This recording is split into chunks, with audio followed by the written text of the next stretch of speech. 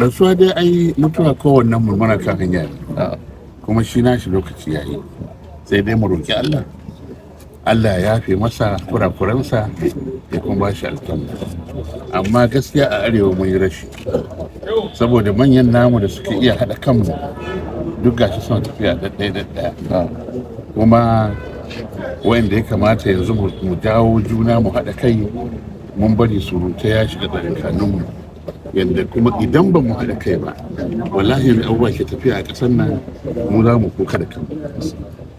Shi dai wannan kusan ƙoƙarin da ya yi aikin gwamnati da kuma zuwa da ya zauna Kaduna ya dinga haɗa kan jama'a. Kun tuna batun ACF batun Ahmadu Bello Foundation duk yana da hannu a cikin wannan al'amari kuma alhamdulillah ya kai shekarun da muna tsammanin koma menene sai dai mu ƙara roƙon Allah